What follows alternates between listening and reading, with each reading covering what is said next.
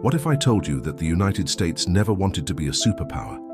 That it was dragged reluctantly onto the world stage? Before 1914, America was a young nation, content in its own hemisphere, protected by vast oceans. It was a land of railroads and dreams, far removed from the centuries-old conflicts of Europe.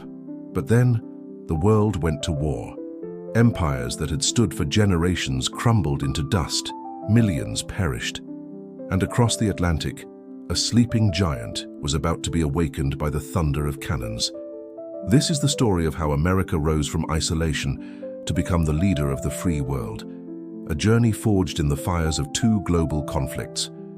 When the Great War erupted in 1914, Europe was a powder keg of alliances and imperial ambitions. The continent split into two armed camps, the Allies, Britain, France, and Russia, against the Central Powers, led by Germany and Austria-Hungary. Across the ocean, President Woodrow Wilson delivered a message of calm resolve. The United States must be neutral in fact as well as in name. We must be impartial in thought as well as in action. For most Americans, the war was a distant European problem, something to be read about in newspapers, not fought in. They had no desire to send their sons to die in foreign trenches for a cause they didn't understand. But neutrality in a world at war is a fragile thing. The British Navy blockaded German ports, and in response, Germany unleashed a terrifying new weapon, the U-boat, or submarine. German U-boats began a campaign of unrestricted warfare, sinking any vessel, military or civilian, that entered the war zone around Britain. The world watched in horror on May 7, 1915, as the British ocean liner Lusitania was torpedoed and sunk. Nearly 1,200 people died, including 128 Americans. Public opinion in the United States began to shift. The war was no longer just a distant headline. It had claimed American lives. Still, the nation hesitated, clinging to the hope of peace. The final straw came in early 1917. British intelligence intercepted a secret message from Germany's Foreign Secretary Arthur Zimmermann to the German ambassador in Mexico. This message, known as the Zimmermann Telegram, proposed a military alliance. If the United States entered the war against Germany, Mexico should declare war on the US. In return, Germany promised to help Mexico reclaim lost territories, Texas, New Mexico, and Arizona. The proposal was outrageous, a direct threat to American sovereignty. When the telegram was published in American newspapers, public fury exploded. The idea of a German-backed war on their own border was unthinkable. The debate was over. On April 6, 1917, the United States officially declared war on Germany. A wave of patriotic fervor swept the nation. Millions of young men registered for the draft. The American Expeditionary Forces, fresh, determined, and untested, began their journey across the Atlantic. These soldiers, nicknamed doughboys, arrived in France to find a continent exhausted by 3 years of brutal trench warfare. Their energy and sheer numbers were a massive boost to the weary Allies. In key battles like the Meuse-Argonne offensive, American forces helped break the stalemate on the Western Front.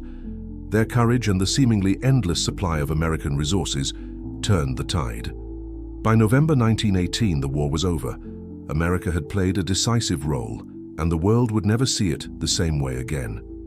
After the war, Americans were eager to return to normalcy.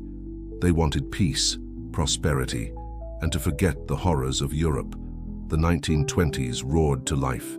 It was an era of unprecedented change and excitement. Jazz clubs pulsed with new rhythms, cars crowded the streets, skyscrapers pierced the clouds, and electricity lit up homes across the country. The US economy boomed, and America became a global symbol of modernity and opportunity. But beneath the glamorous surface, deep economic problems were brewing.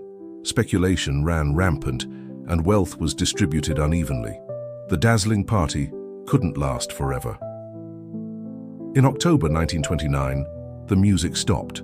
The stock market crashed, triggering the most devastating economic crisis in modern history, the Great Depression. The Roaring Twenties gave way to a decade of despair. Factories fell silent, banks failed, millions lost their jobs, their homes, and their hope. Breadlines and shantytowns known as Hoovervilles became common sights. As America struggled with its internal crisis, sinister forces were gathering across the oceans. In the ruins of post-war Europe and Asia, dictators rose to power, preying on public fear and promising national glory through military conquest. Adolf Hitler in Germany, Benito Mussolini in Italy, and aggressive militarists in Japan began to rearm and expand their territories, setting the stage for an even greater conflict. In 1939, Hitler's Germany invaded Poland, and the world was plunged into war once more. World War II had begun. Initially, most Americans were determined to stay out. The memory of the First World War was still fresh, and isolationist sentiment was strong. But President Franklin D. Roosevelt watched the rise of fascism with growing alarm. He understood the threat it posed to democracy everywhere. While maintaining official neutrality, he declared that America must become the great arsenal of democracy, supplying Britain and other allies with the weapons they needed to fight back against the Axis powers. The nation held its breath, hoping to avoid being drawn into another bloody European war. That hope was shattered on the morning of December 7, 1941. In a surprise attack, Japanese forces bombed the U.S. naval base at Pearl Harbor, Hawaii. The attack was devastating, killing over 2,400 Americans and crippling the Pacific Fleet. The Day of Infamy, as FDR called it, unified the country in an instant. All debate about isolationism vanished. The next day, the United States declared war on Japan, and a few days later, Germany and Italy declared war on the U.S. America was now fully engaged in a global two-front war. The nation mobilized on a scale never seen before. American industry, shaken from its Depression-era slumber, roared to life. Factories that once made cars now built tanks and planes. Women entered the workforce in unprecedented numbers, taking on factory jobs in what became the Rosie the Riveter movement. The American war machine became an unstoppable force, producing more weapons, ships, and supplies than all the Axis powers combined. In Europe, American forces joined the Allies, culminating in the D-Day invasion of Normandy on June 6, 1944, the largest amphibious assault in history. They fought their way across France, pushing back the German army. Meanwhile, in the vast Pacific, US forces waged a brutal island-hopping campaign against Japan. From the pivotal naval victory at Midway to the bloody battles for Guadalcanal, Iwo Jima, and Okinawa, American soldiers, sailors, and Marines fought yard by yard, island by island, pushing ever closer to the Japanese mainland. The fighting was ferocious, with immense casualties on both sides.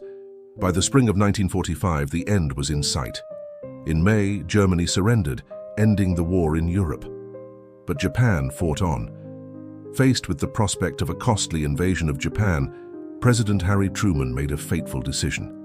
In August 1945, the world witnessed the terrifying power of a new weapon.